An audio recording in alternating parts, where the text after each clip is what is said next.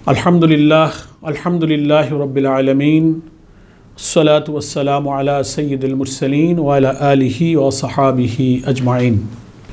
সম্মানিত দেশবাসী ভাই ও বোনেরা, আসসালামু আলাইকুম ওয়া রাহমাতুল্লাহি ওয়া বারাকাতুহু। বিগত ৩রা জুন বাংলাদেশের অর্থমন্ত্রী জাতীয় সংসদে 2021 এবং 22 সালের অর্থ বছরের জন্য 6,03,681 কোটি টাকার জাতীয় বাজেট পেশ করেছেন। বাংলাদেশ জামাত ইসলামীর পক্ষ থেকে এই প্রস্তাবিত বাজেটের উপরে আমাদের প্রতিক্রিয়া, পর্যবেক্ষণ এবং পর্যালোচনা পেশ করার জন্য আমি আপনাদের সামনে উপস্থিত হয়েছি। প্রিয় দেশবাসী, বাংলাদেশের অর্থমন্ত্রী 6,03,681 কোটি টাকার যে ঋণ নির্ভর ঘাটতি বাজেট পেশ করেছেন, তাতে দেশের মানুষ যতই চমকপ্রদ, মুখরোচক কাগুজে কথা বলে জাতিকে আশ্বস্ত করার চেষ্টা তিনি করেছেন, দেশের মানুষ তাতে কিন্তু সন্তুষ্ট নয়। তিনি বাজেট ঘোষণা করতে গিয়ে বলেছেন, এই বাজেট জীবন জীবিকার প্রাধান্য দিয়ে সুদৃঢ় আগামীর পথে বাংলাদেশ। বলা হয়েছে যে এটা সামাজিক নিরাপত্তা সম্প্রসারণ হবে। আলটিমেটলি অর্থমন্ত্রীর এই বক্তব্য চমকপ্রদ একটা কাগুজে বক্তব্য, এর সাথে বাস্তবতার কোনো মিল নেই।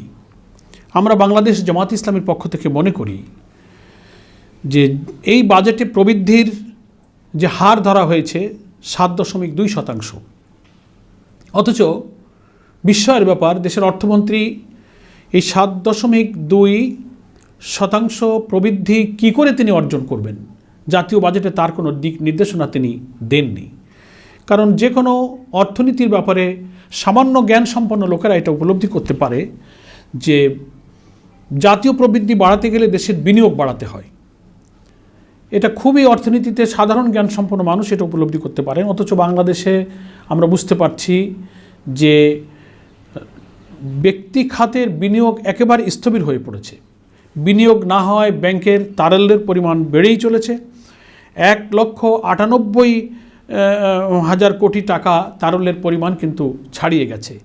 ব্যাংকগুলো ঋণ দেওয়ার জন্য মানুষ খুঁজছে, অথচ মানুষ ব্যাংক থেকে ঋণ নিতে চাচ্ছে না, কারণ বিনিয়োগের সেই পরিবেশ, সেই সাহস তাদের নেই। আর বিনিয়োগ না নিতে পারলে শিল্প গড়ে উঠবে না, শিল্প গড়ে না উঠলে কর্মসংস্থান হবে না, কর্মসংস্থান না হলে জাতীয় প্রবৃদ্ধির হারও বৃদ্ধি পাবে না। সেজন্য আমরা মনে করি যে 7.2 জাতীয় প্রবৃদ্ধির হারে উন্নীত হওয়ার এই কথাটা একটা শুভঙ্করের ফাঁকি। কারণ গত বছর জিডিপির প্রবৃদ্ধির লক্ষ্যমাত্রা ধরা হয়েছিল 8.2%, কিন্তু প্র্যাকটিক্যালি আমরা কি দেখলাম, কয়েক মাস পরে এসে দেখলাম যে সেটাকে তিনি 5.3 এসে আবার কারেকশান করলেন।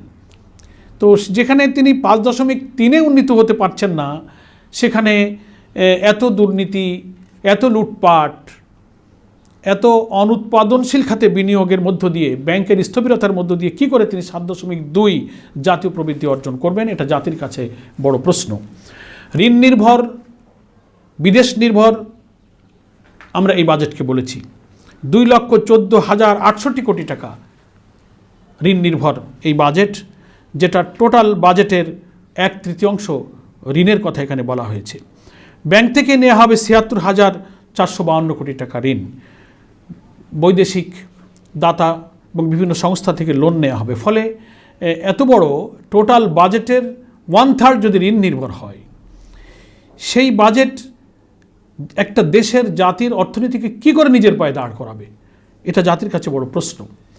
রাজস্ব সংগ্রহের ব্যাপারে টার্গেট করা হয়েছে 3,89,000 কোটি টাকা, অথচ গত বছর 3,30,000 কোটি টাকা রাজস্ব আয়ের টার্গেট তারা করেছিলেন, কিন্তু আলটিমেটলি 10 মাসের বিশ্লেষণে দেখা গেল যে তারা 2 লক্ষ কোটি টাকাও টার্গেট অর্জন করতে পারেননি। 1,97,000 কোটি টাকা তারা করেছেন।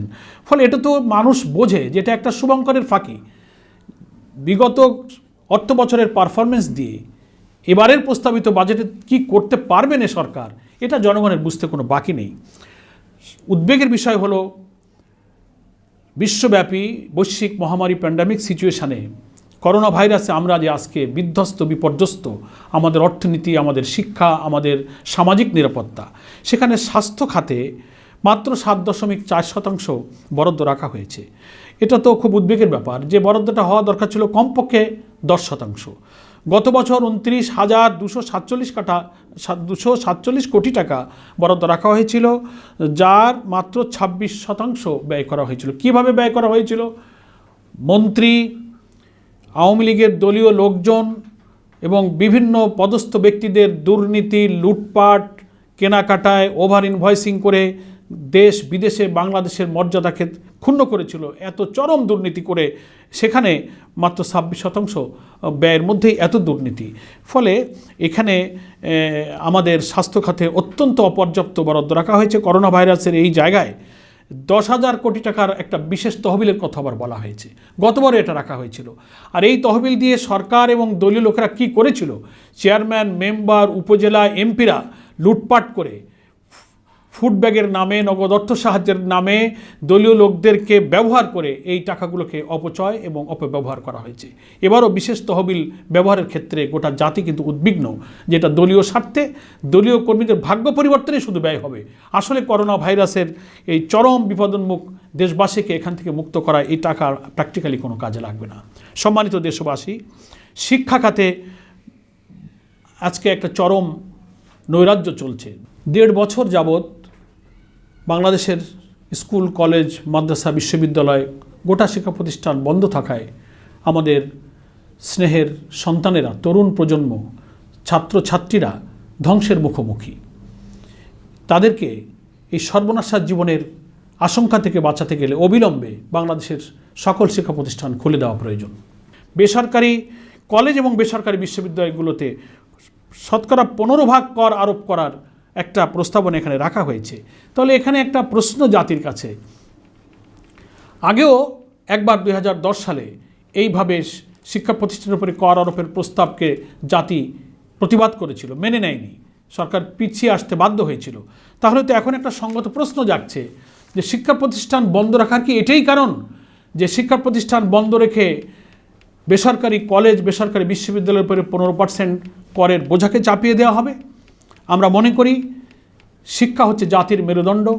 একটি সভ্য, একটি প্রযুক্তি জ্ঞান নির্ভর প্রজন্ম গড়ে তুলতে গেলে এই শিক্ষা ব্যবস্থাকে পুনর্গঠিত করে দ্রুত শিক্ষা প্রতিষ্ঠানগুলো খুলে দেওয়া দরকার। হাট, বাজার, ব্যবসা প্রতিষ্ঠান, মানুষের সব কার্যক্রম চালু আছে, অথচ আজকে শিক্ষা প্রতিষ্ঠানটাকে বন্ধ রাখা হয়েছে। বাজেট বক্তব্যে তার কোনো নির্দেশনা আসেনি। সম্মানিত দেশবাসী, শিল্প খাতের অবস্থা চরম দুর্দশা। বাংলাদেশের অর্থনীতিকে একটি মজবুত ভিত্তির উপরে দাঁড়িয়ে রেখেছে এই শিল্প খাত। কল কারখানার শ্রমিকরা আজকে চরমভাবে উদ্বিগ্ন। বাংলাদেশের সমস্ত পাটকল সরকারি ঘোষণায় বন্ধ করে দেওয়া হয়েছে। সরকার বলেছিলেন যে এই পাটকলকে বিকল্প অবস্থায় চালু করা হবে, আজও তার কোনো খবর নেই। বন্ধ হওয়ার পরে শ্রমিকরা, কর্মচারীরা তাদের ন্যায্য পাওনা পাচ্ছে না। বাংলাদেশের প্রায় 2.5 কোটি মানুষ ক্ষুদ্র ও মাঝারি শিল্পের উপরে তাদের জীবন জীবিকা নির্বাহ করে, যেটা বৈদেশিক মুদ্রা সাশ্রয় করে দেশের অর্থনীতিকে তারা দাঁড় করিয়ে রেখেছে। তাদের ব্যাপারে কিন্তু এই বাজেটে বিশেষ কোনো বরাদ্দ বা বক্তব্য রাখা হয়নি।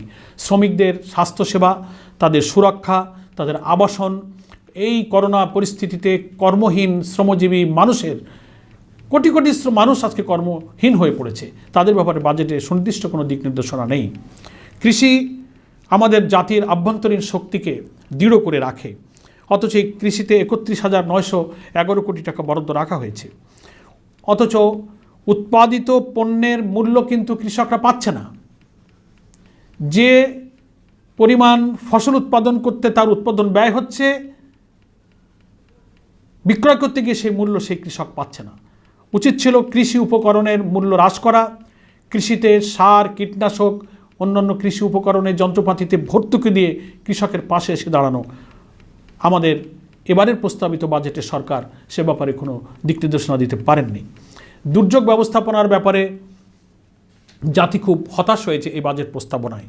দক্ষিণ পশ্চিম অঞ্চলের একের পর এক সিডর, আমফান, এবার ইয়াস আঘাত করল। 9টি জেলার 27টি উপজেলায় বেড়িবাঁধ ভেঙে গ্রামের পর গ্রাম, মাছের ঘেরের পরে ঘের প্লাবিত হয়ে লক্ষ লক্ষ মানুষ আজকে তারা কর্মহীন, গৃহহীন হয়ে আজকে চরম দুর্দশার মধ্যে পড়ছে। তাদের ব্যাপারে কি বরাদ্দ? বাঁধগুলো কি করে নির্মাণ করা হবে? হাজার হাজার কোটি টাকার প্রয়োজন। দলীয় কর্মীরা সেখানে ত্রাণ নিয়ে আর বাদ নিয়ে তারা রাজনীতি করছে, কিন্তু সাধারণ মানুষের ভাগ্যের কোনো পরিবর্তন হচ্ছে না। সম্মানিত দেশবাসী, উদ্বেগের সাথে আমরা আরও লক্ষ্য করছি যে করমুক্ত আয়ের সীমা 3 লক্ষ টাকায় রাখা হয়েছে। গতবার এটা রাখা হয়েছিল, অথচ বাজেটের সাইজ, পরিধি সব দিকেই কিন্তু বিশাল অঙ্ক বাড়ছে, প্রতি বছরে বাড়ছে। অথচ আজকে সেখানে উচিত ছিল কমপক্ষে 4 লক্ষ টাকা ন্যূনতম করমুক্ত আয়ের সীমা রাখা, কিন্তু সেটা কিন্তু এবার রাখা হয়নি। আমরা সেই প্রস্তাবনা পেশ করছি যে এটাকে কমপক্ষে ন্যূনতম 4 লক্ষ টাকা করমুক্ত আয়ের সীমা করা উচিত। বাংলাদেশের অর্থনীতির ভিত্তিকে মজবুত করার কাজে, বাংলাদেশের অর্থনীতিকে পুনর্গঠনের কাজে ঐতিহাসিক অবদান রেখে চলেছেন বিদেশে অবস্থানরত আমাদের প্রবাসী ভাই ও বোনেরা। তারা রেমিটেন্স যোদ্ধা। সম্মানিত এই ভাই বোনদের অবদানের প্রতি বাংলাদেশ জামাত ইসলামীর গভীর শ্রদ্ধা রয়েছে। অথচ এই করোনা পরিস্থিতিতে তাদের উপরে যে বিপর্যয় নেমে এসেছিল, হাজার হাজার ভাই বোনেরা কর্মহীন হয়েছে, দেশে প্রত্যাবর্তন করেছেন, তাদের পুনর্বাসন, তাদের প্রণোদনার ব্যাপারে সরকারের যে কমিটমেন্ট ছিল, সে কমিটমেন্ট তারা রক্ষা করতে পারেনি। সরকার তাদেরকে পুনর্বাসনের আশ্বাস দিয়েছিলেন গত বাজেটেও, তাদের পুনর্বাসনের জন্য কোনো বাজেটে বরাদ্দ রাখা হয়নি। প্রণোদনার কথা বলা হয়েছিল, সেটাও আজকে শুভঙ্করের ফাঁকিতে পরিণত হয়েছে। সম্মানিত দেশবাসী, এই প্রস্তাবিত বাজেট যেটা 2021-22 সালের অর্থাৎ অর্থ বছরের জন্য পেশ করা হয়েছে, আমরা মনে করি এই বাজেটে জাতির অর্থনীতির মুক্তির কোনো দিক নির্দেশনা নেই। আমরা বিশ্বাস করি এই সরকার একটি অনির্বাচিত সরকার, জবরদস্তি করে মানুষের ভোটাধিকার হরণ করে তারা ক্ষমতায় এসেছে। ফলে সেই পার্লামেন্ট, সেই সরকার গণবিচ্ছিন্ন, জনগণের দায় এবং স্বার্থেও নিয়ে তারা চিন্তা করে না বলে এই বাজেটের মধ্য দিয়ে জনবিচ্ছিন্ন, বিদেশ নির্ভর, ঋণ নির্ভর এবং দলীয় নেতাকর্মীদের স্বার্থ সংরক্ষণের একটা ফিনান্সিয়াল ইনস্ট্রুমেন্টে পরিণত হয়েছে এই বাজেটটা। আমরা মনে করি যে এই বাজেটে যেহেতু জনগণ সাফার করবে, জনগণের উপরে এই বাজেটের বিশাল অঙ্কের টাকার একটা আর্থিক চাপ পড়বে, দারিদ্র বিমোচনে কোনো ভূমিকা রাখবে না। ফলে বাংলাদেশ জামাত ইসলামী দেশের প্রতি, জনগণের প্রতি দায়বদ্ধতা থেকে এই বাজেটের প্রতি প্রতিক্রিয়া ব্যক্ত করার জন্য সিদ্ধান্ত নিয়েছে।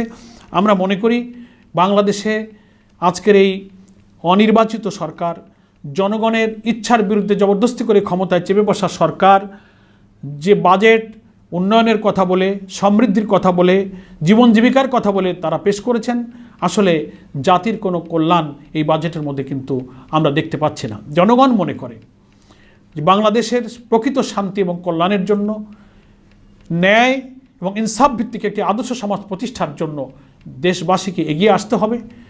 একটা নির্বাচিত সরকারের মাধ্যমে গণতান্ত্রিক এবং নিয়মতান্ত্রিক পদ্ধতিতে জনগণের মতামত নিয়ে সরকার আসবে এবং ইনসাফপূর্ণ, ন্যায়, জ্ঞানভিত্তিক একটি সমাজ প্রতিষ্ঠার জন্য বাংলাদেশ জামাত ইসলামী আদর্শের ভিত্তিতে দেশবাসীকে আহ্বান জানিয়ে আসছে বছরের পর বছর ধরে। মহান আল্লাহ রাব্বুল আলামিন কোরআন মজিদে পরিষ্কার করে বলেছেন, আউযু বিল্লাহি মিনাশ শাইতানির রাজিম, বিসমিল্লাহির রহমানির রহিম, ওয়ালাউ আন্না আহলাল কুরা আমানু ওয়াত্তাকাউ লাফাতাহনা আলাইহিম বারাকাতিম মিনাস সামাই ওয়াল আরদ। আল্লাহ রাব্বুল আলামিন বলছেন, কোন দেশের মানুষ যদি ঈমান আনার পর আল্লাহকে ভয় করে সেই দেশ এবং সেই সমাজ রাষ্ট্র পরিচালনা করে, লাফাতাহনা আলাইহিম বারাকাতিম মিনাস সামাই ওয়াল আরদ, আকাশ এবং পৃথিবীর সমস্ত বরকতের দরজা আল্লাহ সেই জাতির জন্য খুলে দেবেন। আমরা সেই আল্লাহর প্রতি বিশ্বাস রাখি, সে আল্লাহকে ভয় করে, আল্লাহর উপর জবাবদিহিতার ভয় রেখে যদি আল্লাহর ভয়ের নীতিতে আমাদের এই সমাজ এবং রাষ্ট্র পরিচালনা করতে পারি, আমাদের অর্থনীতি, আমাদের সমাজ, আমাদের দেশ, আমাদের প্রশাসন, আমাদের judiciary, every sector of our life Allah তাআলার বিশ্বাস এবং তার নীতির ভিত্তিতে রাষ্ট্র পরিচালনা করলেই কেবল একটি ন্যায়, ইনসাফপূর্ণ এবং অর্থনৈতিক শোষণমুক্ত একটি সমাজ প্রতিষ্ঠিত হতে পারে। যতদিন তা না হবে, মানবরচিত মতবাদের ভিত্তিতে প্রণীত কোনো বাজেট আমাদের অর্থনৈতিক জীবনের মুক্তি দিতে পারবে না। প্রিয় দেশবাসী, আসুন আমরা একটি নির্বাচিত গণতান্ত্রিক সরকারের মধ্য দিয়ে ন্যায় এবং ইনসাফ ভিত্তিক সমাজ প্রতিষ্ঠার যে জনগণের সংগ্রাম, বাংলাদেশ জামাত ইসলামীর সাথে একাত্ম হয়ে সেই সংগ্রামকে আমরা এগিয়ে নিই। দেশবাসীর সঙ্গে জামাত ইসলামী রয়েছে এবং দেশবাসীকে সেই মুক্তির জানিয়ে সরকারের কাছে আমরা আহ্বান জানাবো। আজকে বিজ্ঞজনেরা, সুধীবৃন্দ, দেশপ্রেমিক রাজনৈতিক দল বাজেটকে সংশোধন করে জনগণ যেন ন্যূনতম অর্থনীতির মুক্তির জন্য যে সমস্ত পর্যবেক্ষণ, পর্যালোচনা, পরামর্শ পেশ করছে, জামায়াতে ইসলামীও যে দৃষ্টিভঙ্গি পেশ করেছে, সেগুলোকে সংশোধন করে এই বাজেটে জনগণের জন্য মুক্তির একটা ন্যূনতম ব্যবস্থা রাখা হোক, এই আহ্বান আমরা সরকারের কাছে রেখে দেশবাসীর কল্যাণ কামনা করে দেশে প্রবাসে আমাদের সমস্ত ভাই বোনদেরকে আবার শুভেচ্ছা জানিয়ে আমি আমার বক্তব্য শেষ করছি। ওমা তৌফিক ইল্লা বিল্লাহ। আসসালামু আলাইকুম ওয়া রাহমাতুল্লাহি ওয়া বারাকাতুহু।